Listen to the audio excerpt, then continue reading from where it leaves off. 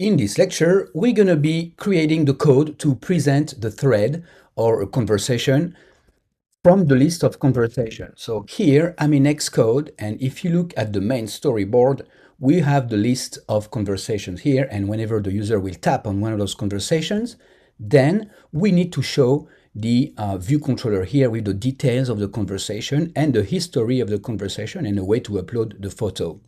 So first things first, this is called the view controller, and we would like to rename it to something that makes more sense. So we do have a file here that says view controller, and let's rename it to thread details view controller. So I'm going to click here and just call it thread details view controller. And what I'm going to do is also change that file. So press enter. Now that I have this file, it's here already opened. And I'm going to rename it. So here it says view controller, but I'm going to right click and I'm going to say refactor and rename. Let's rename it to, as you can see, there's only one instance. Rename it to thread details view controller and rename.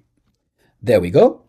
Now the next step is to go in the main storyboard, select the threads details view controller and making sure that we have the correct connection. And as you can see, it renamed it for us here. So the work is done for us. That's great. So that's the first step.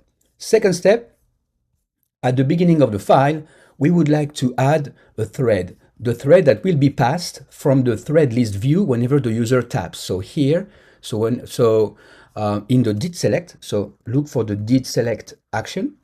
Here, we have a thread, right? So we're going to push and present the view with this thread, and we're going to be using that thread. So let's use the thread here. Let's have a reference for that thread. I'm going to put it right below the AI manager. So let's call it var thread and type thread. So the thread could be empty. If it's the very first time, it should never be empty, but just in case it's empty, we have it here. And then in the view did load, what we have to do here, we have something like if let thread is equal to thread. So basically, if the thread is not empty, then to do here load the messages and the images for this thread into the scroll view. Now we do not have a scroll view just yet, so we're going to have to add a scroll view at the top and at the bottom. So let's go ahead and add a scroll view. So right after the IB outlet, I'm going to add a scroll view at IB outlet weak var scroll view, and that's a UI scroll view. And since we have that here, we need to add this in the main as well. So I'm going to not replace the text area result. I'm just going to make it a lot smaller. So remove the bottom here. So I'm going to remove the constraint at the bottom. Let me zoom in so that you guys can see it better. Okay, I'm going to click on the constraint and click on delete to remove it. Or you can just click here and delete it too, right? So that's another way.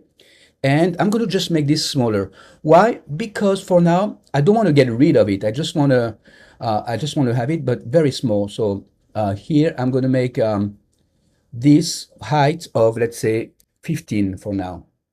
And I'm going to click on the constraint and add a height of 15. It's not great, but I'm going to remove it later on, but at least I'm not breaking the user interface. All right. And next step, I'm going to need to add the scroll view. So click on plus and look for scroll view. There it is. Drag and drop the scroll view here. Okay, and make it go all the way at the bottom. Here we go. That's good. And then add the constraints. So 16 to the left, 16 to the right, standard or 0 to the top. And at the bottom, well, we can put, let's say, also 16, or I'm going to put 10 for now. There we go. And click add for constraints. All right. So it's going to complain because it might be missing some constraints. Another way would be for you to center it. So there's some ambiguity. Let's fix for the content of the height, because look, the content of the height is here as well, right? So we want to make sure, but that's okay for now. Don't worry about it. It will work. You can fix that later once we remove the text area result. All right, the next step is to connect this scroll view that we just added. So click on the connector and drag and drop the new referencing outlet into the thread view, thread details list view, and select scroll view. There we go. All right, and that will do for now. We can do with this. As you can see, you can try to play with the constraints to fix this. I can remove that, delete this, and now you can also like click on add the constraint automatically. You can add missing constraints, and that would take care of it. Still complaining, but that's a good start. In the next lecture, we're going to need to add the messages within that scroll view. So all the messages that we had earlier will appear inside of that scroll view.